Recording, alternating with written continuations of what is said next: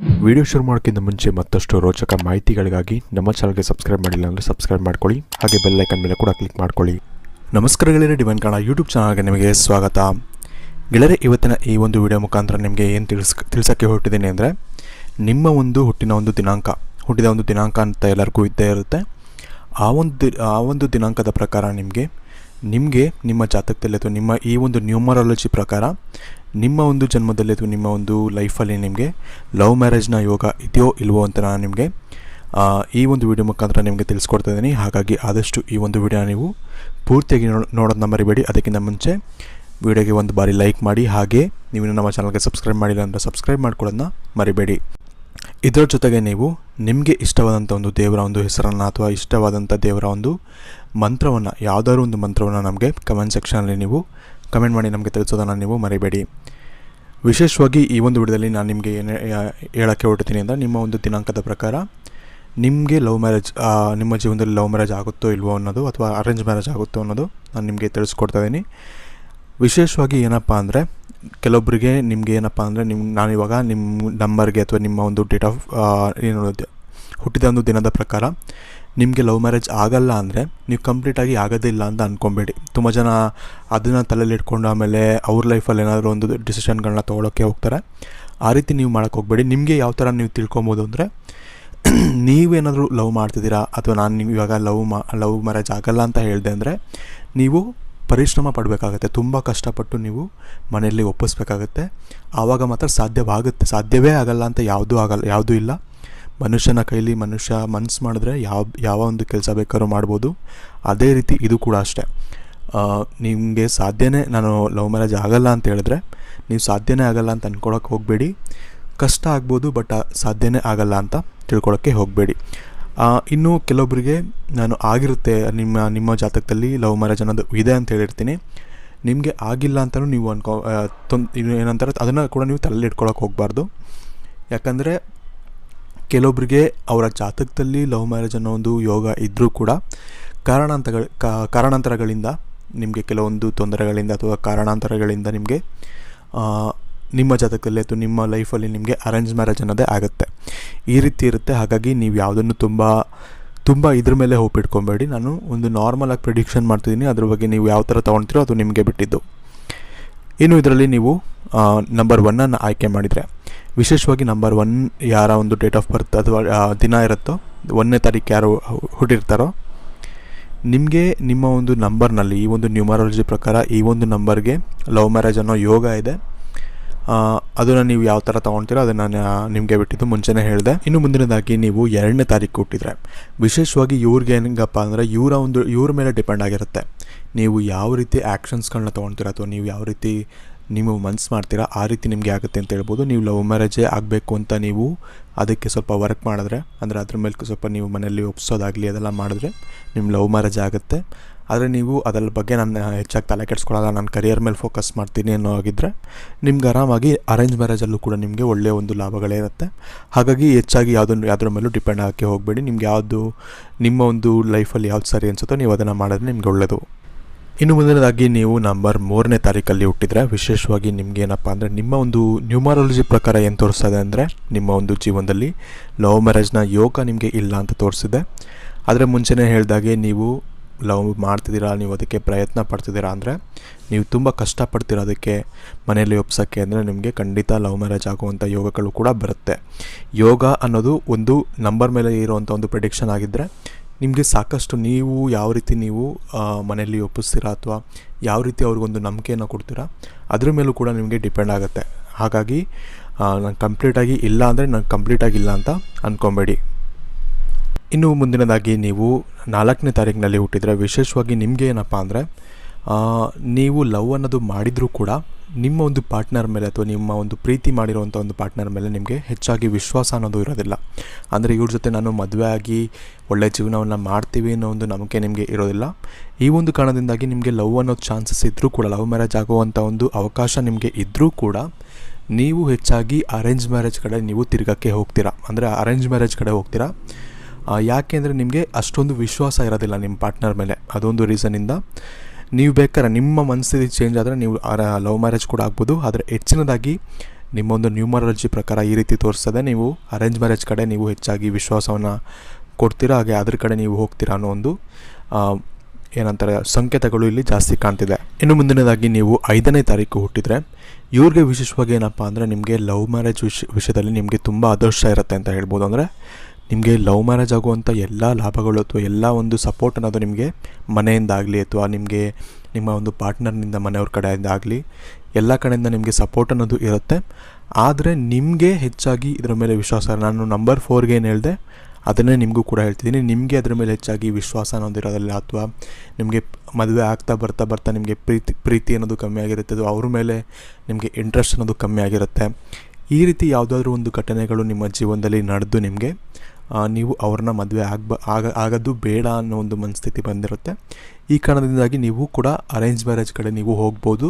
ಆದರೆ ಇದು ಕೂಡ ಕಂಪ್ಲೀಟಾಗಿ ನಿಮ್ಮ ಮೇಲೆ ಬಿಟ್ಟಿರುತ್ತೆ.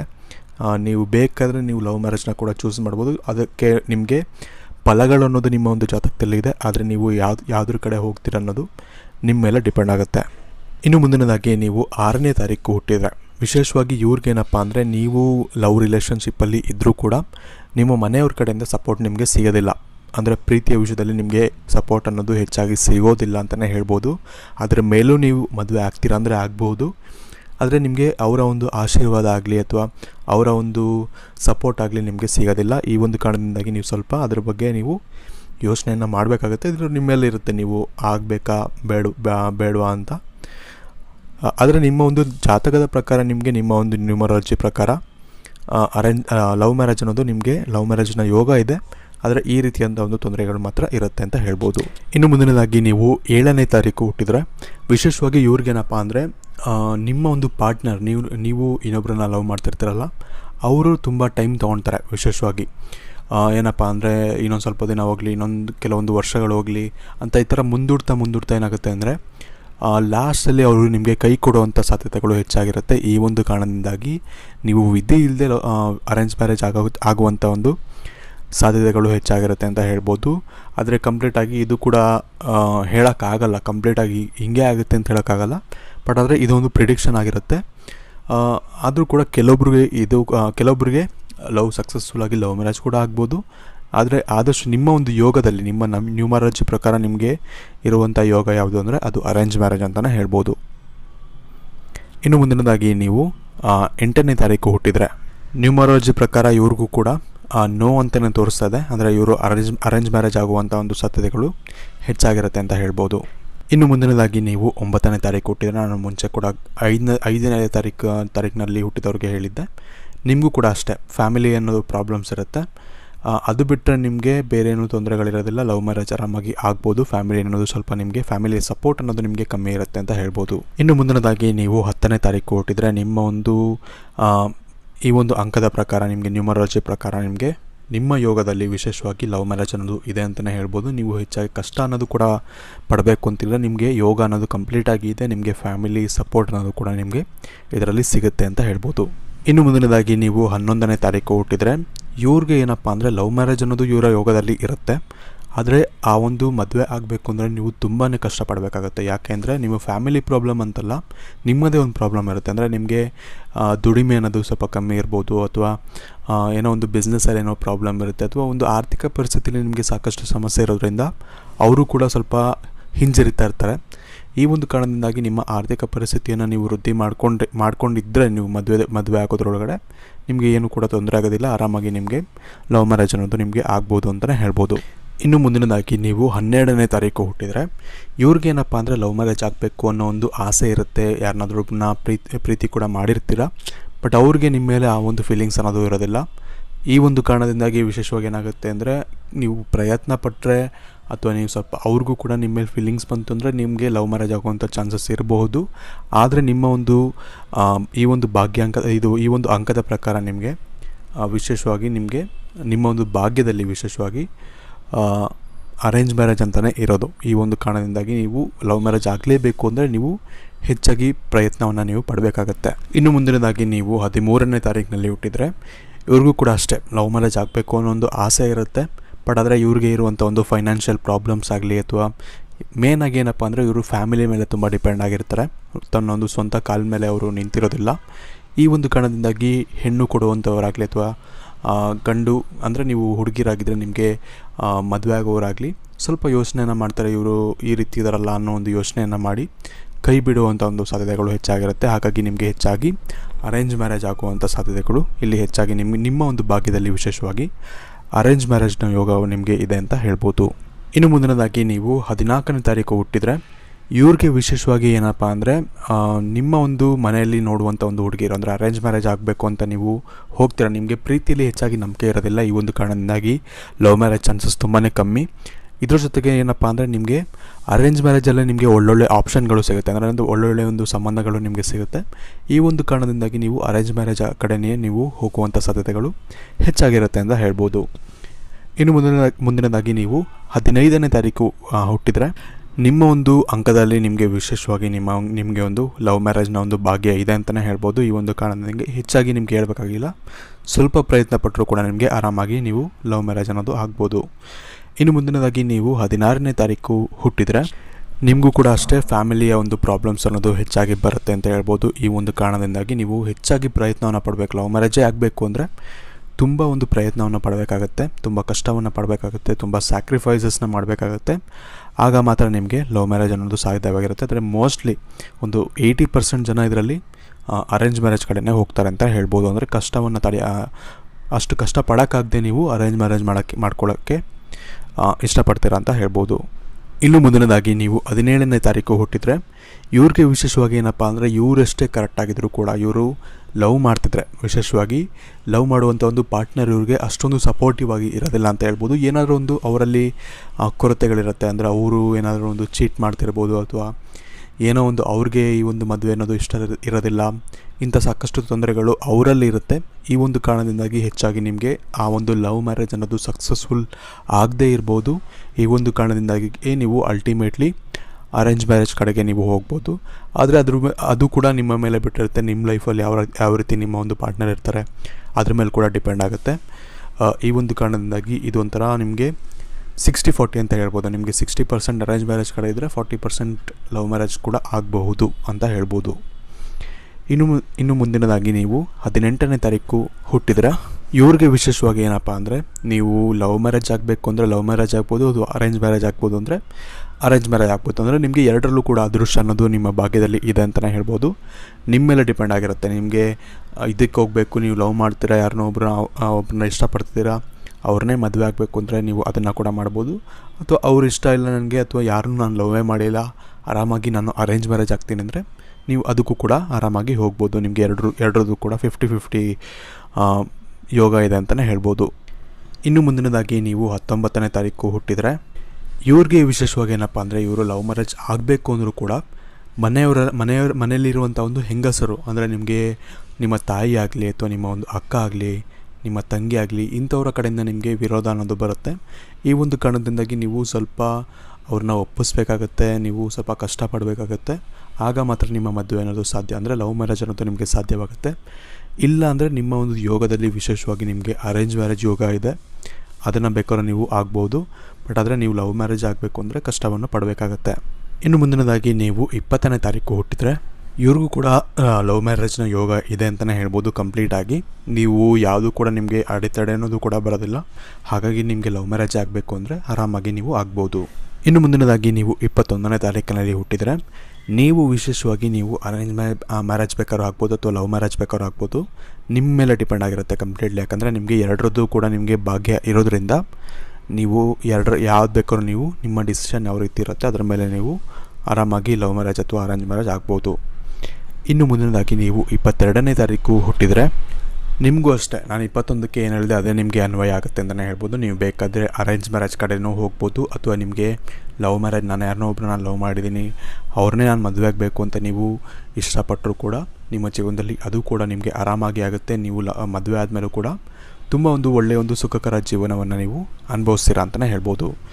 ಇನ್ನು ಮುಂದಿನದಾಗಿ ನೀವು 23ನೇ ತಾರೀಕಿನಲ್ಲಿ ನೀವು ಹುಟ್ಟಿದರೆ ವಿಶೇಷವಾಗಿ ಇವರ ಒಂದು ಜೀವನದಲ್ಲಿ ಯಾವ ರೀತಿ ಆಗುತ್ತೆ ಅಂದರೆ ನೀವು ಯಾರನ್ನೋ ಒಬ್ಬರನ್ನ ಲವ್ ಮಾಡಿರ್ತೀರ, ಬಟ್ ಆದರೆ ಅವ್ರನ್ನೇ ಮದುವೆ ಆಗಬೇಕು ಅನ್ನೋ ಒಂದು ಇಂಟ್ರೆಸ್ಟ್ ನಿಮಗೆ ಇರೋದಿಲ್ಲ. ಈ ಒಂದು ಕಾರಣದಿಂದಾಗಿ ನೀವು ಕೊನೆ ಮೊಮೆಂಟಲ್ಲಿ ಅವ್ರಿಗೆ ಕೈ ಕೊಡ್ಬೋದು ಅಥವಾ ಅವ್ರನ್ನ ಮದುವೆ ಆಗೋಕ್ಕೆ ನಿಮಗೆ ಇಷ್ಟ ಆಗದೇ ಇರ್ಬೋದು. ಈ ಒಂದು ಕಾರಣದಿಂದಾಗಿ ನೀವು ಅರೇಂಜ್ ಮ್ಯಾರೇಜ್ ಕಡೆಗೆ ನೀವು ಹೆಚ್ಚಾಗಿ ಹೋಗ್ಬೋದು.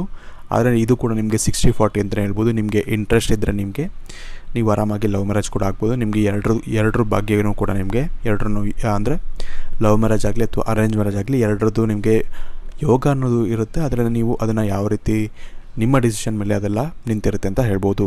ಇನ್ನು ಮುಂದಿನದಾಗಿ ನೀವು 24ನೇ ತಾರೀಕಿನಲ್ಲಿ ಹುಟ್ಟಿದರೆ ನಿಮಗೆ ವಿಶೇಷವಾಗಿ ಏನಪ್ಪ ಅಂದರೆ ನೀವು ಯಾರನ್ನೋ ಒಬ್ಬರನ್ನ ಇಷ್ಟಪಟ್ಟಿರ್ತೀರ, ಅವ್ರನ್ನೇ ಮದುವೆ ಆಗಬೇಕು ಅಂತಲೂ ಇರ್ತೀರ. ಆದರೆ ಸಾಕಷ್ಟು ಅಡೆತಡೆಗಳು ಬರ್ತಾ ಇರುತ್ತೆ. ಅದರಲ್ಲಿ ನಿಮಗೆ ಫೈನಾನ್ಷಿಯಲ್ ಪ್ರಾಬ್ಲಮ್ಸ್ ಆಗಿರ್ಬೋದು ಅಥವಾ ನಿಮ್ಮ ಒಂದು ಫ್ಯಾಮಿಲಿ ಪ್ರಾಬ್ಲಮ್ಸ್ ಆಗಿರ್ಬೋದು, ಯಾವುದಾದ್ರೂ ಒಂದು ನಿಮಗೆ ತೊಂದರೆಗಳು ಅನ್ನೋದು ಬರ್ತಾನೆ ಇರುತ್ತೆ. ಈ ಒಂದು ಕಾರಣದಿಂದಾಗಿ ಲವ್ ಮ್ಯಾರೇಜ್ ಆಗಬೇಕು ಅಂದರೂ ಕೂಡ ನಿಮಗೆ ಆಗೋಕ್ಕೆ ಆಗ್ತಿರೋದಿಲ್ಲ. ಹಾಗಾಗಿ ನೀವು ಹೆಚ್ಚಿನ ಒಂದು ಪ್ರಯತ್ನವನ್ನು ಪಟ್ಟರೆ ನೀವು ಆಗ್ಬೋದು. ಆದರೆ ನೀವು ತುಂಬ ಪ್ರಯತ್ನವನ್ನು ಪಡಬೇಕಾಗತ್ತೆ. ನಿಮ್ಮ ಜೀವನದಲ್ಲಿ ತುಂಬ ಸಕ್ಸಸ್ಫುಲ್ ಆಗಬೇಕಾಗುತ್ತೆ, ತುಂಬ ಹಣವನ್ನು ಮಾಡಬೇಕಾಗತ್ತೆ. ಆಗ ಮಾತ್ರ ನಿಮಗೆ ಈ ಒಂದು ಲವ್ ಮ್ಯಾರೇಜ್ ಆಗುವಂಥ ಒಂದು ಸಾಧ್ಯತೆಗಳು ನಿಮಗೆ ಹೆಚ್ಚಾಗಿರುತ್ತೆ ಅಂತ ಹೇಳ್ಬೋದು. ಇನ್ನು ಮುಂದಿನದಾಗಿ ನೀವು 25ನೇ ತಾರೀಕು ಹುಟ್ಟಿದರೆ ನಿಮಗೆ ವಿಶೇಷವಾಗಿ ಲವ್ ಮ್ಯಾರೇಜ್ನ ಸಂಪೂರ್ಣ ಯೋಗ ಇದೆ ಅಂತಲೇ ಹೇಳ್ಬೋದು. ನೀವು ಅದರ ಮೇಲೆ ನಿಮ್ಮ ಮೇಲೆ ಬಿಟ್ಟಿರುತ್ತೆ. ನೀವು ಲವ್ ಮ್ಯಾರೇಜ್ ಆಗಬೇಕು ಅಂದರೆ ಆರಾಮಾಗಿ ಆಗ್ಬೋದು. ನಿಮಗೆ ಫ್ಯಾಮಿಲಿ ಸಪೋರ್ಟ್ ಅನ್ನೋದು ಕೂಡ ಇರುತ್ತೆ. ನಿಮಗೆ ಎಲ್ಲವೂ ಕೂಡ ಎಲ್ಲದರ ಸಪೋರ್ಟ್ ಕೂಡ ನಿಮಗೆ ಆರಾಮಾಗಿ ಇರುತ್ತೆ ಅಂತ ಹೇಳ್ಬೋದು.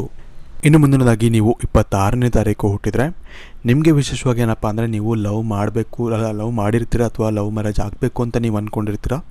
ಬಟ್ ನಿಮ್ಮ ಒಂದು ಫ್ಯಾಮಿಲಿ ಪ್ರೆಷರ್ನಿಂದ ಆಗಲಿ ಅಥವಾ ನಿಮ್ಮ ಫ್ಯಾಮಿಲಿ ನಿಮಗೆ ಬ್ಲ್ಯಾಕ್ ಮೇಲ್ ಮಾಡ್ತಿರುತ್ತೆ ಅಥವಾ ಮದುವೆ ಆಗಬೇಡ ಅಂತ ಹೇಳ್ತಿರ್ತಾರೆ. ಅವ್ರಿಗಂತೂ ಇಷ್ಟ ಇರೋದೇ ಇಲ್ಲ ಅಂತಲೇ ಹೇಳ್ಬೋದು.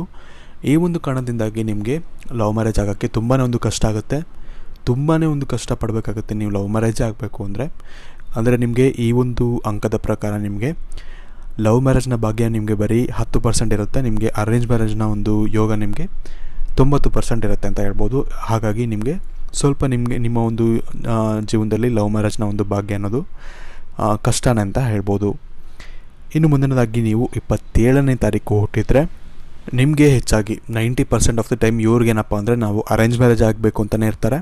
ಹಾಗೆ ಅರೇಂಜ್ ಮ್ಯಾರೇಜ್ನ ಯೋಗ ಕೂಡ ಇವರ ಜಾತಕದಲ್ಲೇ ಇರುತ್ತೆ ಅಂತಲೇ ಹೇಳ್ಬೋದು. ತುಂಬ ಕಮ್ಮಿ ಇವರಲ್ಲಿ ಲವ್ ಮ್ಯಾರೇಜ್ ಆಗಬೇಕು ಅಂತ ಇರೋರು, ಹೆಚ್ಚಾಗಿ ಅರೇಂಜ್ ಮ್ಯಾರೇಜ್ ಆಗಬೇಕು ಅಂತ ಇರ್ತಾರೆ. ಆರಾಮಾಗಿ ಇವ್ರಿಗೆ ಅರೇಂಜ್ ಮ್ಯಾರೇಜ್ ಆಗುತ್ತೆ ಅಂತ ಹೇಳ್ಬೋದು. ಇನ್ನು ಮುಂದಿನದಾಗಿ ನೀವು 28ನೇ ತಾರೀಕು ಹುಟ್ಟಿದರೆ ನಿಮಗೂ ಕೂಡ ಲವ್ ಮ್ಯಾರೇಜ್ನ ಯೋಗ ತುಂಬ ಜಾಸ್ತಿನೇ ಇದೆ ಅಂತಲೇ ಹೇಳ್ಬೋದು. ನೀವು ಆರಾಮಾಗಿ ಲವ್ ಮಾಡ್ತಿದ್ದೀರಾ ಅಂದರೆ ನೀವು ಆರಾಮಾಗಿ ಅವ್ರನ್ನೇ ಮದುವೆ ಆಗುವಂಥ ಒಂದು ಸಾಧ್ಯತೆಗಳು ಹೆಚ್ಚಾಗಿ ಇಲ್ಲಿ ಕಾಣಿಸ್ತಾ ಇದೆ ಅಂತ ಹೇಳ್ಬೋದು. ಇನ್ನು ಮುಂದಿನದಾಗಿ ನೀವು 29ನೇ ತಾರೀಕು ಹುಟ್ಟಿದರೆ ಇವರು ವಿಶೇಷವಾಗಿ ಲವ್ ಅನ್ನೋದು ಮಾಡಿರ್ತಾರೆ. ಬಟ್ ಆದರೆ ಸ್ವಲ್ಪ ಕನ್ಫ್ಯೂಷನ್ ಇರುತ್ತೆ. ಲವ್ ಮ್ಯಾರೇಜ್ ಆಗಲ್ಲ ಅಥವಾ ಅರೇಂಜ್ ಮ್ಯಾರೇಜ್ ಆಗಲ್ಲ, ಲವ್ ಮ್ಯಾರೇಜ್ ಆಗೋದ್ರಿಂದ ನನ್ನ ಲೈಫ್ ಏನಾದರೂ ಹಾಳಾಗುತ್ತಾ, ಇಂಥ ಸಾಕಷ್ಟು ಕನ್ಫ್ಯೂಷನ್ ಇವರ ಮನಸ್ಸಲ್ಲಿ ಇರುತ್ತೆ. ಈ ಒಂದು ಕಾರಣದಿಂದಾಗಿ ಇವರು ಒಂದು ಸ್ವಲ್ಪ 80% ಇವರು ಅರೇಂಜ್ ಮ್ಯಾರೇಜ್ ಕಡೆಗೆ ಹೋಗುವಂಥ ಒಂದು ಸಾಧ್ಯತೆಗಳು ಹೆಚ್ಚಾಗಿರುತ್ತೆ. ಬಟ್ ಆದರೆ ಇನ್ನು 20% ಇವರ ಕನ್ಫ್ಯೂಷನ್ ಕ್ಲಿಯರ್ ಆದರೆ ಲವ್ ಮ್ಯಾರೇಜ್ ಕೂಡ ಆಗಬಹುದು. ಬಟ್ ಆದರೆ ತುಂಬ ಕಮ್ಮಿ ಚಾನ್ಸಸ್ ಇರುತ್ತೆ. ಲವ್ ಮ್ಯಾರೇಜ್ ಆಗುವಂಥ ಒಂದು ಚಾನ್ಸಸ್ ಅನ್ನೋದು ತುಂಬ ಕಮ್ಮಿ ಇರುತ್ತೆ ಅಂತ ಹೇಳ್ಬೋದು. ಇನ್ನು ಮುಂದಿನದಾಗಿ ನೀವು 30ನೇ ತಾರೀಕಿನಲ್ಲಿ ಹುಟ್ಟಿದರೆ ಇವರು ವಿಶೇಷವಾಗಿ ಏನಪ್ಪ ಅಂದರೆ ತಮಗೆ ಯಾವ್ದು ಬೆಸ್ಟ್ ಅನಿಸುತ್ತೋ, ಇವಾಗ ನಾವು ಆ ಒಂದು ಸಿಚುವೇಷನಲ್ಲಿ ಮದುವೆ ಆಗುವಂಥ ಒಂದು ಸಿಚುವೇಷನಲ್ಲಿ ಅರೇಂಜ್ ಮ್ಯಾರೇಜ್ ನನಗೆ ಸೂಟ್ ಆಗ್ತದೆ ಅಥವಾ ಅರೇಂಜ್ ಮ್ಯಾರೇಜ್ ನನಗೆ ಬೆಸ್ಟ್ ಅಂತ ಅನಿಸಿದ್ರೆ ಅರೇಂಜ್ ಮ್ಯಾರೇಜ್ ಕಡೆಗೆ ಹೋಗ್ತಾರೆ. ಅಥವಾ ಲವ್ ಮ್ಯಾರೇಜ್ ನನಗೆ ಬೆಸ್ಟ್ ಅಂತ ಅಂದರೆ ಆರಾಮಾಗಿ ಇವರು ಲವ್ ಮ್ಯಾರೇಜ್ನ ಕಡೆ ಹೋಗ್ತಾರೆ. ಈ ಒಂದು ಕಾರಣದಿಂದಾಗಿ ಇವ್ರಿಗೆ ಒಂದು 50-50 ಚಾನ್ಸಸ್ ಇರುತ್ತೆ. ಕಂಪ್ಲೀಟ್ಲಿ ಇದು ಇವ್ರ ಮೇಲೆ ಡಿಪೆಂಡ್ ಆಗಿರುತ್ತೆ ಯಾವ ರೀತಿ ಡಿಸಿಷನ್ ತೊಗೊಳ್ತಾರೆ ಅಂತ. ಹಾಗಾಗಿ ಇವ್ರಿಗೆ ಎರಡರದ್ದು ಭಾಗ್ಯ ಇದೆ ಅಂತಲೇ ಹೇಳ್ಬೋದು. ಇನ್ನು ಕೊನೆಯದಾಗಿ ನೀವು 31ನೇ ತಾರೀಕಿನಲ್ಲಿ ಹುಟ್ಟಿದರೆ ನಿಮಗೂ ಕೂಡ ಫ್ಯಾಮಿಲಿಯಿಂದ ಸ್ವಲ್ಪ ನಿಮಗೆ ಸಾಕಷ್ಟು ತೊಂದರೆಗಳು ಅನ್ನೋದು ನಿಮ್ಮ ಲವ್ ಮ್ಯಾರೇಜ್ ಮೇಲೆ ಬರುತ್ತೆ ಅಂತ ಹೇಳ್ಬೋದು. ಈ ಒಂದು ಕಾರಣದಿಂದಾಗಿ ಹೆಚ್ಚಾಗಿ ಇವರು ಕೂಡ ಅರೇಂಜ್ ಮ್ಯಾರೇಜ್ನ ಕಡೆ ಹೋಗುವಂಥ ಸಾಧ್ಯತೆಗಳು ಇರುತ್ತೆ. ತುಂಬ ಕಷ್ಟಪಟ್ಟರೆ ಮಾತ್ರ ಇವ್ರಿಗೆ ಲವ್ ಮ್ಯಾರೇಜೇ ಆಗಬೇಕು ಅಂದರೆ ತುಂಬ ಒಂದು ಶ್ರಮವನ್ನು ಪಡಬೇಕಾಗತ್ತೆ ಅಂತ ಹೇಳ್ಬೋದು. ಇನ್ನು ಇಲ್ಲಿ ಇವತ್ತಿನ ಈ ಒಂದು ವಿಡಿಯೋಗೆ ಇಷ್ಟ ಫ್ರೆಂಡ್ಸ್. ಇವತ್ತಿನ ಈ ವಿಡಿಯೋ ಇಷ್ಟ ಆಗಿರೋ ಲೈಕ್ ಮಾಡಿ, ಶೇರ್ ಮಾಡಿ. ನಾನು ಕಂಪ್ಲೀಟಾಗಿ 1ನೇ ತಾರೀಕಿಂದ 31ನೇ ತಾರೀಕುವರೆಗೂ ಕಂಪ್ಲೀಟಾಗಿ ನಿಮಗೆ ಈ ಒಂದು ನಿಮಗೆ ಲವ್ ಮ್ಯಾರೇಜ್ ಆಗುವಂಥ ಒಂದು ಭಾಗ್ಯ ಇದೆಯೋ ಇಲ್ವೋ ಅಂತ ನಾನು ನಿಮಗೆ ಕಂಪ್ಲೀಟಾಗಿ ತಿಳಿಸಿದ್ದೀನಿ. ಇನ್ನು ನಿಮ್ಮ ಒಂದು ಡೇಟ್ ಆಫ್ ಬರ್ತ್ ಯಾವುದು ಅಂತ ನಮಗೆ ಕಮೆಂಟ್ ಮಾಡಿ ತಿಳಿಸಿ. ಹಾಗೆ ಮುಂಚೆನೇ ಹೇಳಿದಾಗೆ ನಿಮ್ಮ ಒಂದು ಇಷ್ಟವಾದಂಥ ಒಂದು ದೇವರ ಒಂದು ಯಾವುದಾದ್ರು ಒಂದು ಇಷ್ಟವಾದಂಥ ಒಂದು ಮಂತ್ರವನ್ನು ನಮಗೆ ಕಮೆಂಟ್ ಸೆಕ್ಷನಲ್ಲಿ ನೀವು ಕಮೆಂಟ್ ಮಾಡಿ ನಮಗೆ ತಿಳಿಸೋದನ್ನು ಮರಿಬೇಡಿ. ಹಾಗೆ ನಾನು ಹೇಳಿದಂಥ ಒಂದು ವಿಷಯಗಳು ನಿಮ್ಮ ಜೀವನದಲ್ಲಿ ಅಪ್ಲೈ ಆಗಿದೆಯೋ ಇಲ್ವೋ ಅಂತ ಕೂಡ ನೀವು ಕಮೆಂಟ್ ಸೆಕ್ಷನಲ್ಲಿ ನಮಗೆ ಕಮೆಂಟ್ ಮಾಡಿ ನಮಗೆ ತಿಳಿಸ್ಬೋದು. ಯಾಕಂದರೆ ಕಂಪ್ಲೀಟಾಗಿ ಹೀಗೆ ಆಗುತ್ತೆ ಅಂತ ಯಾವುದನ್ನು ಹೇಳೋಕ್ಕಾಗಲ್ಲ. ನಮಗೆ ಎಷ್ಟು ಈ ಒಂದು ನ್ಯೂಮರಾಲಜಿ ಪ್ರಕಾರ ನಮಗೆ ಇಲ್ಲಿ ಯಾವ ನಂಬರ್ನಲ್ಲಿ ಯಾವ ಒಂದು ಯೋಗ ಇದೆಯೋ ಅದನ್ನು ನಾನು ನಿಮಗೆ ತಿಳಿಸಿದ್ದೀನಿ. ಹಾಗಾಗಿ ವಿಡಿಯೋನ ಲೈಕ್ ಮಾಡಿ, ಶೇರ್ ಮಾಡಿ, ಹಾಗೆ ಚಾನಲ್ಗೆ ಸಬ್ಸ್ಕ್ರೈಬ್ ಮಾಡಿಲ್ಲ ಅಂದರೆ ಸಬ್ಸ್ಕ್ರೈಬ್ ಮಾಡ್ಕೊಳ್ಳಿ. ಧನ್ಯವಾದಗಳು.